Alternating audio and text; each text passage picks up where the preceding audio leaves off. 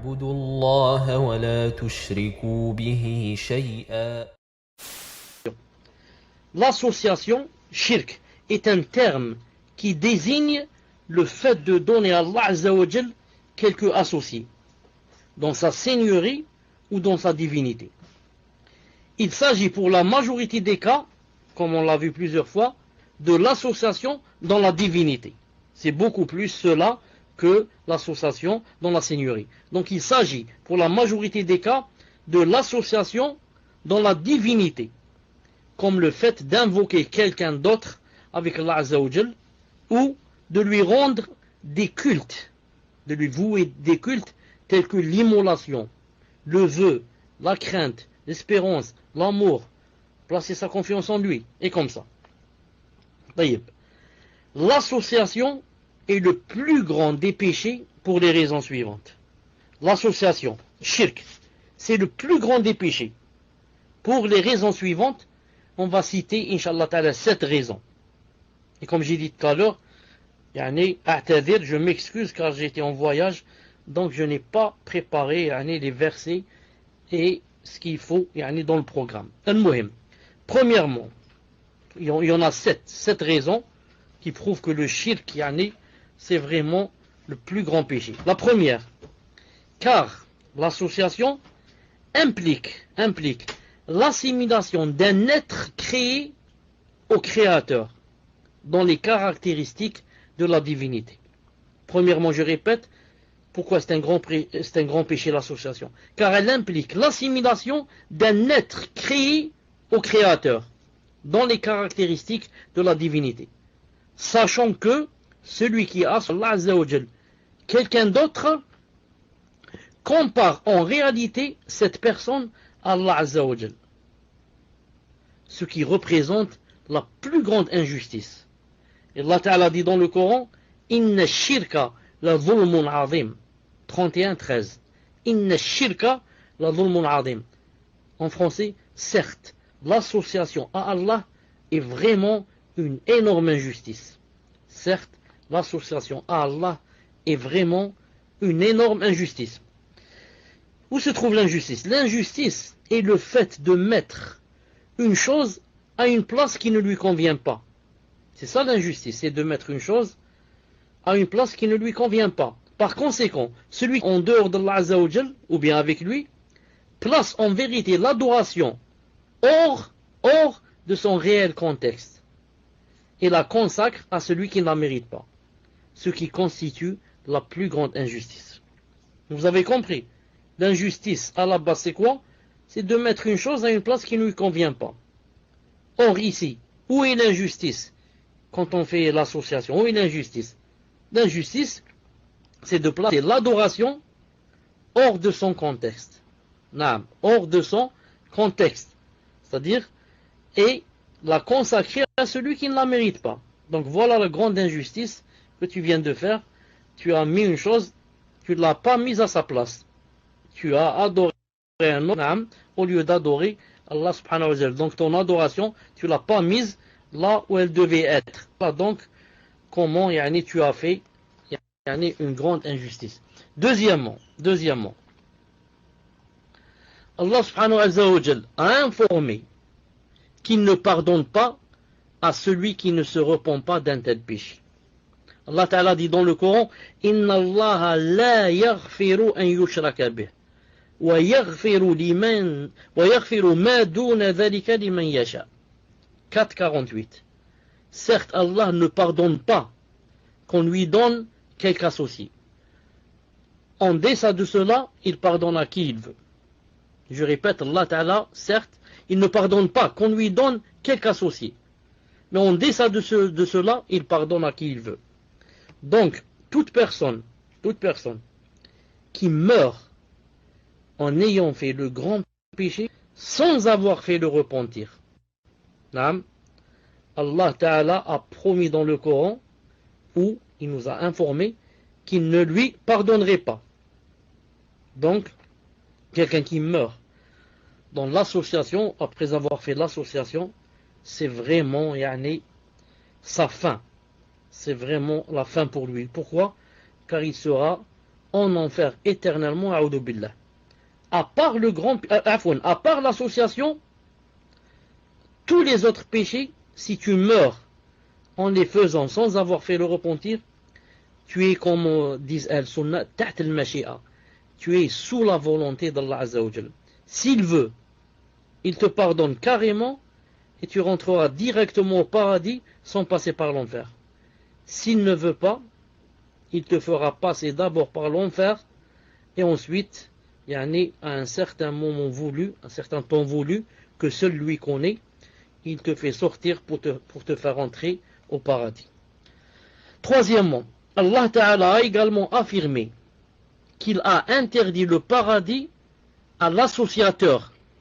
Allah Ta'ala a affirmé qu'il a interdit le paradis au mushrik, à l'associateur, et que celui-ci ira au feu de l'enfer pour y demeurer éternellement. A'udhu billah. Allah Ta'ala dit dans le Coran: Innahu man yushrik billah faqad harrama Allahu alayhi al-jannah wa ma'wahu an-nar wa ma lil-zalimina min ansar. 5:72. Quiconque associe à Allah Azza wa Jal une autre divinité, Allah lui interdit le paradis et son refuge sera le feu. Et pour les injustes, pas de secoureur. Je répète le verset. Quiconque associe à Allah une autre divinité, entre parenthèses, ça veut dire et meurt sans le repentir, Allah lui interdit le paradis et son refuge sera le feu, c'est-à-dire éternellement. Et pour les injustes, pas de secoureur. Pas de secoureur. Non. Quatrièmement, l'association à Allah Azza wa Jal rend vaines toutes les bonnes actions. L'association à Allah Azza wa Jal, qu'est-ce qu'elle fait? Elle annule toutes les actions, toutes les bonnes actions. Allah Ta'ala dit dans le Coran: وَلَوْ أَشْرَكُوا لَحَبِطَ عَنْهُمْ مَا كَانُوا يَعْمَلُونَ. 6:88. Mais s'ils avaient donné à Allah des associés, alors tout ce qu'ils auraient fait eût certainement été vain. Mais s'ils avaient donné à Allah Ta'ala des associés, alors tout ce qu'ils auraient fait eût certainement été vain. Il a dit aussi: وَلَقَدْ أُوحِيَ إِلَيْكَ وَإِلَى الَّذِينَ مِنْ قَبْلِكَ لَإِنْ أَشْرَكْتَ لَيَحْبَطَنَّ عَمَلُكَ وَلَتَكُونَنَّ مِنَ الْخَاسِرِينَ. C'est-à-dire 39:65. En effet, il t'a été révélé, ainsi qu'à ceux qui t'ont précédé. Quoi? Que si tu donnes quelque associé à Allah Azza wa Jal, ton œuvre sera certes vaine et tu seras très certainement du nombre des perdants. Naam. Donc celui qui fait le grand péché, naam, dès qu'il le fait quoi? S'il ne fait pas tauba, toutes ses bonnes actions seront nulles. Subhanallah al-Azim. Ça c'est dans la dunya. Quand tu as dans l'au-delà, naam, sort comme ça, il s'est fait interdire le paradis. Il s'est fait interdire le paradis et sera finalement a'udhu billah. Cinquièmement, Allah Ta'ala a dit: فَاقْتُلُوا الْمُشْرِكِينَ حَيْثُ وَجَدْتُمُوهُمْ وَخُذُوهُمْ وَاقْعُدُوا لَهُمْ كُلَّ مَرْصَدٍ. 9:5. Tuez les associateurs où que vous les trouviez. Capturez-les, assiégez-les et guettez-les dans toute embuscade. Naam. Regardez ce qu'il a dit d'eux. Il n'a pas dit ça de ceux qui font d'autres péchés, même si ce sont de grands péchés. Mais de ce grand péché, il a dit: tuez-les, c'est-à-dire les associateurs, où vous les trouvez. Capturez-les, assiégez-les et guettez-les dans toute embuscade. Quant au prophète, sallallahu alayhi wa sallam, il a dit: Umirtu an uqatila an-nas hatta yaqulu la ilaha illallah. Fa idha qaluha asamu minni dima'ahum wa amwalahum illa bihaqqiha. Il a dit, alayhi sallam, il m'a été ordonné. Il m'a été ordonné. Qui m'a ordonné? C'est-à-dire mon Créateur. Il m'a été ordonné de combattre les gens jusqu'à ce qu'ils disent qu'il n'y a nulle divinité méritant l'adoration en dehors d'Allah. Et s'ils disent cela, alors ils préserveront de moi leur sang et leurs biens par droit, si ce n'est par droit.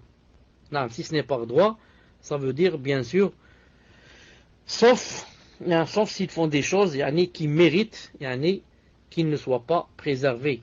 Comme par exemple si quelqu'un, après avoir dit La ilaha illallah, bon, quand une personne dit La ilaha illallah, elle s'est fait préserver quoi? Son sang et ses biens.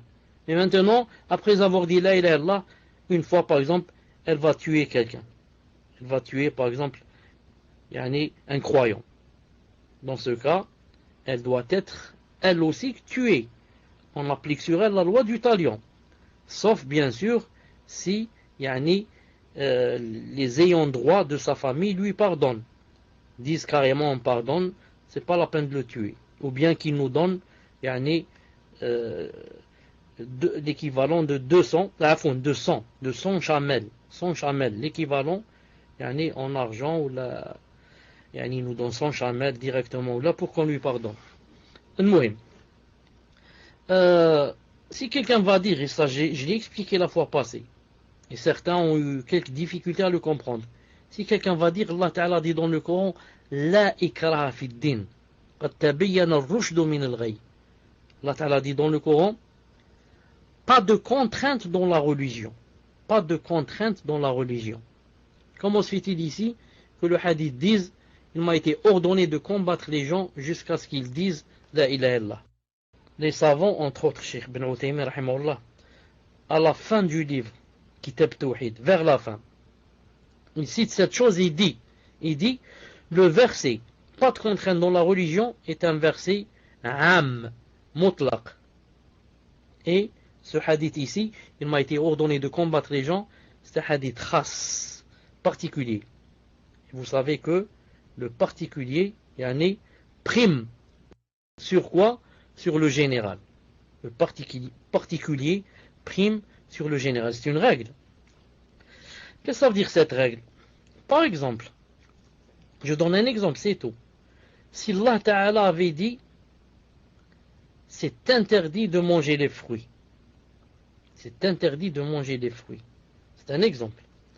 Ensuite, s'il dit, c'est permis de manger les oranges. Qu'est-ce que ça veut dire?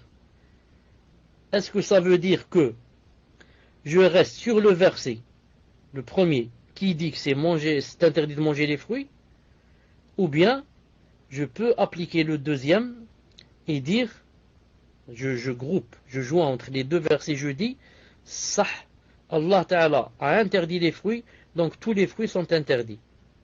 Et, me basant sur le deuxième verset, il a permis les oranges. Donc, tous les fruits sont interdits, sauf les oranges. Ça veut dire on va faire primer le particulier sur le général. On va dire, conclusion, Allah Ta'ala a interdit tous les fruits, sauf les oranges. Ici, la même chose.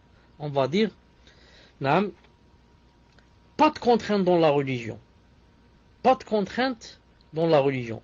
Il m'est interdit de contraindre quelqu'un à ce qu'il entre dans la religion.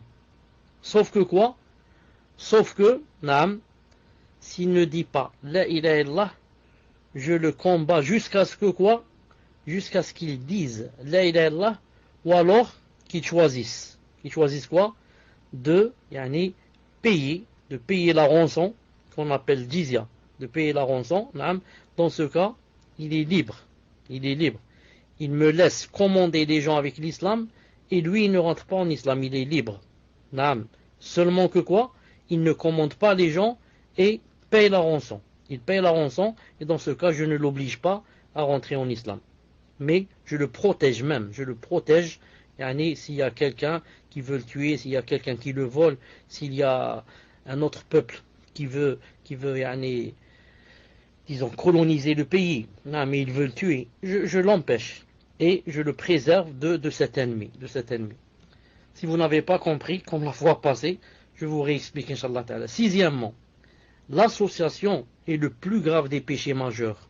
Le prophète alayhi salam a dit, Ala unabbi'ukum bi akbaril kaba'ir, ne voulez-vous pas que je vous informe du plus grand péché majeur? Nous avons dit, Bala ya Rasulullah, si, au messager d'Allah. Il reprit, al-ishraku billah wa uququl walidain. Il a dit, c'est l'association à Allah et la désobéissance aux parents. Des plus grands péchés. Le premier, c'est l'association à Allah Azza wa Jal. Le deuxième est la désobéissance aux parents, rapporté par Al-Bukhari et Muslim. Dites-moi si vous m'entendez. L'érudit Ibn al-Qayyim rahimahullah a dit, Allah Azza wa Jal nous a appris que l'objectif de la création et des ordres décrétés, c'est de connaître Allah Azza wa Jal à travers ses noms et ses attributs, de l'adorer sans lui donner d'associés et de voir les gens établir la justice sur laquelle les cieux et la terre ont été fondés. Allah Ta'ala a dit لَقَدْ أَرْسَلْنَا رُسُلَنَا بِالْبَيِّنَاتِ وَأَنزَلْنَا مَعَهُمُ الْكِتَابَ وَالْمِيزَانَ لِيَقُومَ النَّاسُ بِالْقِسْطِ 57-25. Nous avons effectivement envoyé nos messagers avec des preuves évidentes et nous avons fait descendre avec eux le livre et la balance, afin que les gens établissent la justice. Ici, Allah Ta'ala nous informe qu'il a envoyé ses messagers et avec eux les livres, afin que les gens établissent la justice, les livres et la balance, ainsi que pour que Allah Azza wa Jal établisse la justice. Et le summum de la justice, c'est quoi? C'est de reconnaître, c'est la reconnaissance de l'unicité d'Allah Azza wa Jal. Par contre, l'association à Allah Azza wa Jal est une injustice. À ce propos, il a dit Inna shirka la dhulmun azim. 31-13. Inna shirka la dhulmun azim. C'est-à-dire, l'association à Allah est vraiment une énorme injustice. Et on a montré pourquoi c'était une grande injustice. Donc, l'association à Allah est l'apogée de l'injustice. Et l'unicité d'Allah Azza wa Jal est le plus haut degré de la justice. Par conséquent, ce qui s'oppose le plus fortement à ce principe devient donc le péché le plus grave. Ibn al-Qayyim, Jawab al-Kafi, page 109. Il dit plus loin, Ibn al-Qayyim, rahimahullah, étant donné que l'association à Allah Azza wa Jal s'oppose d'une manière flagrante à ce principe, elle est assurément le plus grand péché majeur. C'est la raison pour laquelle Allah Azza wa Jal a interdit le paradis à tout associateur. D'autant plus qu'Allah Azza wa Jal a refusé d'agréer les actes d'un associateur ou une intercession à son égard, ou de lui exaucer une invocation, ou de lui réaliser un souhait dans l'au-delà. L'associateur est le pire des ignorants à propos d'Allah Azza wa Jal, du fait qu'il lui a attribué un égal parmi ses créatures. C'est là l'ignorance extrême et l'apogée de l'injustice envers Allah. Quoique, l'associateur ne fait pas de tort à Allah Azza wa Jal. En réalité, il se fait du tort à lui-même. C'est lui qui va se priver de quoi? Du paradis et des délices et des plaisirs qu'il y a dans le paradis. Et si seulement il allait se priver de cela, et il serait resté comme ça, sans rentrer au paradis, ma'alish. Mais le problème, il va être jeté en enfer éternellement. Vous avez compris? C'est une personne qui fait le grand shirk. Yom al-Qiyam, Allah Ta'ala lui dit, voilà, tu ne vas pas entrer au paradis, et tu vas rater et louper tout ce qu'il y a à l'intérieur. Qu'est-ce qui va se passer? Il va sentir le plus grand chagrin dans son cœur, il va se sentir vraiment désespéré, il va pleurer, ceci, cela, va dire, Qaddar Allah, c'est de ma faute, et j'accepte. Mais le problème, c'est pas le problème, c'est qu'il sera jeté éternellement en enfer, avec tout ce qu'il y a en enfer comme supplice, comme châtiment, et comment Allah Ta'ala va le torturer, les anges qui vont le torturer, qu'est-ce qu'ils vont lui faire manger, lui faire boire, etc. C'est ça le grand problème, vous avez compris? Car si c'était seulement ne pas rentrer au paradis, c'est plus ou moins acceptable. Beaucoup vont accepter et dire on reconnaît c'est de notre faute. Mais être jeté en enfer éternellement, c'est ça le plus grave. Septièmement et enfin, l'association est un rabaissement et un défaut au-dessus desquels Allah Azza wa Jal s'est élevé. L'association est un rabaissement et un défaut au-dessus desquels Allah Azza wa Jal s'est élevé. Donc, celui qui donne un associé à Allah Azza wa Jal affirme quelque chose qu'Allah Azza wa Jal a transcendé. Vous avez compris? Allah Azza wa Jal se désavoue de ce rabaissement. Et donc, si tu donnes à Allah Azza wa Jal un associé, c'est comme si tu as affirmé qu'Allah Azza wa Jal s'est donné ce rabaissement, ce qui constitue l'extrême dans l'opposition, l'indocilité et l'animosité envers Allah Azza wa Jal. Qu'Allah subhanahu wa jal nous préserve de tout cela.